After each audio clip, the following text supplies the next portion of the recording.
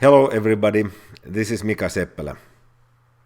The picture on the cover page of this lecture reminds us that we have already discussed the problem of finding the slope of a tangent line of a graph of a curve. That problem led to the concept of the derivative. In this lecture I will introduce derivatives again, now slightly more mathematically than before. I will give examples and discuss properties of derivatives. In this lecture we define the derivative of a function, starting from the derivative of a function at one point and then going to functions which are derivatives of other functions. We consider examples, compute slopes of tangent lines and compute equations of tangent lines, and then we discuss derivatives graphically. To compute the slope of the line tangent to the graph of a given function f at a given point x0 f of x0, one has to compute the limit of the quantity f at x0 plus h minus f at x0 divided by h, and the limit as h approaches 0. If this limit exists and if it is finite, then we say that the function f has derivative at the point x0 and that this limit is the derivative of the function f. The derivative of the function f gives also the slope of the line tangent to the graph of the function f at the point x0 f of x0. We use the following notations for the derivative of the function f at the point x0.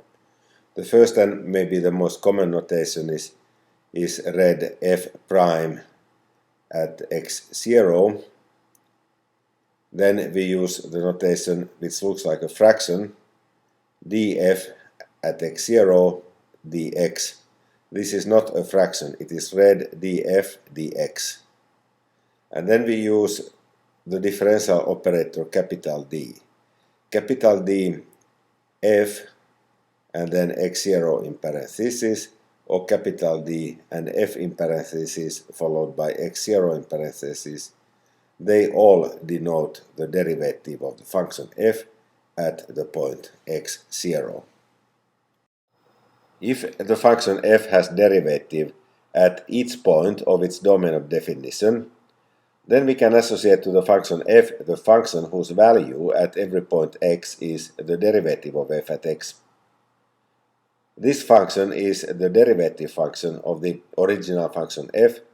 It is usually simply called the derivative of f.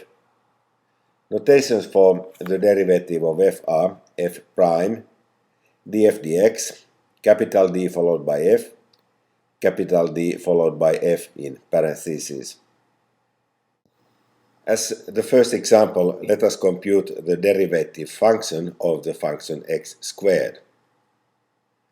Computing by the definition, the derivative of the function f equals x squared at the point x is the limit of x plus h squared minus x squared divided by h, and the limit as h approaches 0. Expanding the brackets in the numerator, we get the limit as h approaches 0 of x squared plus 2 times h times x plus h squared minus x squared divided by h. Here in the numerator x squared cancels out and we are left with 2 times h times x plus h squared, and that divided by h. Now h cancels out and we are left with 2 times x plus h. The limit of this expression as h approaches 0 is simply 2 times x. We conclude that the derivative function of the function x squared is f prime of x equals 2 times x. As a second example, let us compute the derivative function of the function square root of x. Again, computing by the definition, we see that the derivative function of square root of x at the point x takes the value limit as h approaches 0 of the fraction square root x plus h minus square root of x divided by h.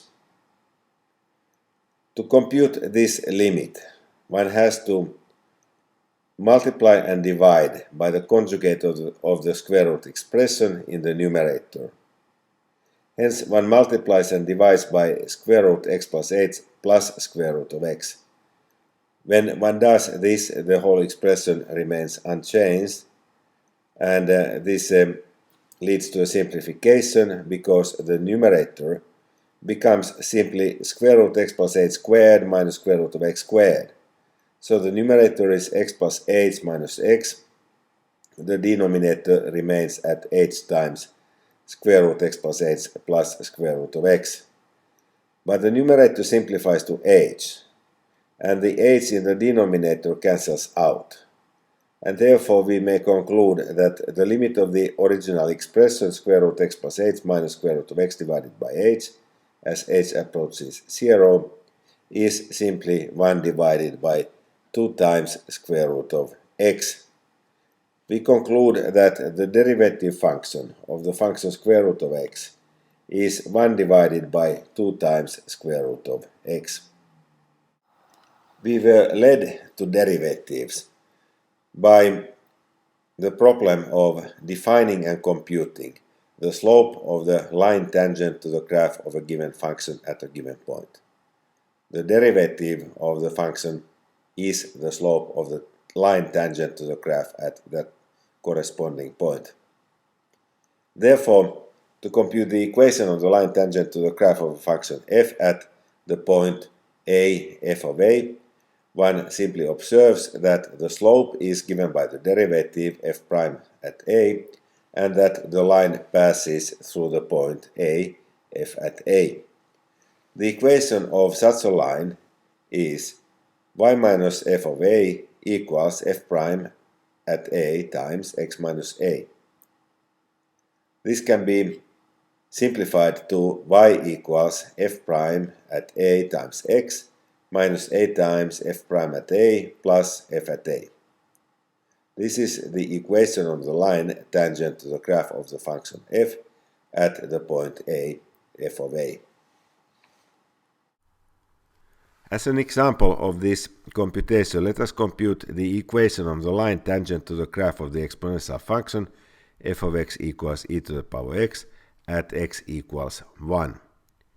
Here we have two problems. The first one is to compute the derivative of the exponential function at x equals 1, and secondly to compute the equation of the tangent line using the formula given just a moment ago. To compute the derivative of f at 1, observe that this derivative is, by the definition, the limit as h approaches 0 of the expression e to the 1 plus h minus e to the 1 divided by h. Now, e to the 1 plus h is e times e to the h, and e to the power 1 is simply e times e to the power 0. So in the numerator, we may take e as a common factor. And this multiplicative factor of the numerator can be taken outside of the limit computation. And we observe that the derivative of the exponential function at the point x equals 1 is e times limit as h approaches 0 of the quantity e to the power 0 plus h minus e to the power 0 divided by h. Now we must remember that the definition of the number e, the mathematical constant e, was such that the slope of the line tangent to the graph of the function e to the power x at x equals 0 is 1. Now the limit of e to the power 0 plus h minus e to the power 0 divided by h as h approaches 0 gives the slope of the line tangent to the exponential function at x equals 0.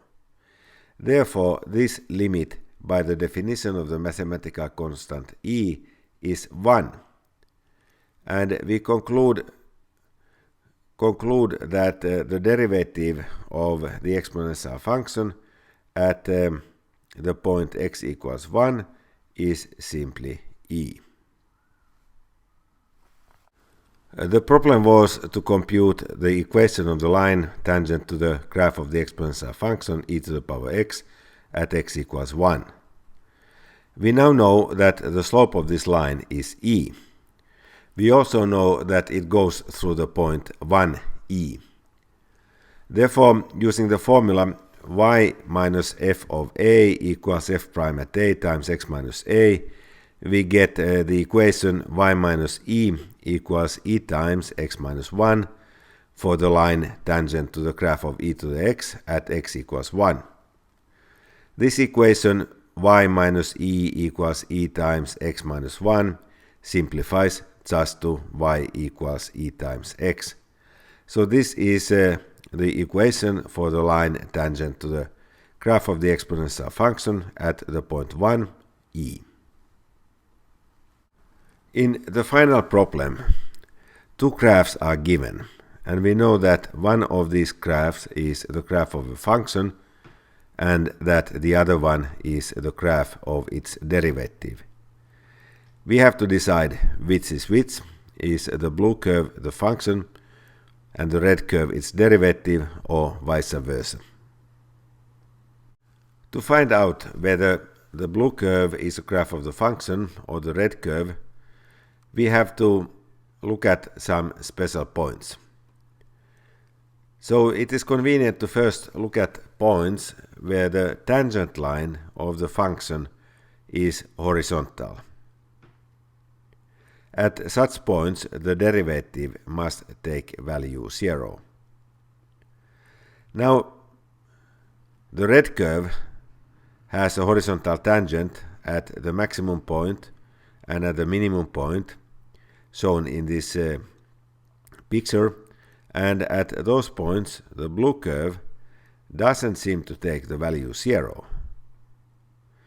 On the other hand, whenever the blue curve has some kind of a local maximum point where the derivative should be 0, that is the tangent horizontal, the red curve appears to intersect the x-axis, and therefore we conclude that the red curve is the derivative and that blue curve is the function.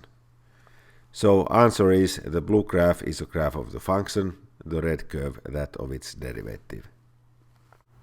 Last example, we use the fact that if a function takes a local maximum value, which is such a value that nearby it doesn't take larger values than at that local maximum value, or if the function takes a local minimum value, then the tangent must be horizontal.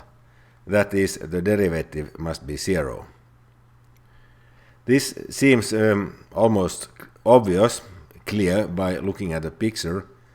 We will make this precise and prove these facts later on in subsequent lectures. But for the moment, I sign off. Goodbye.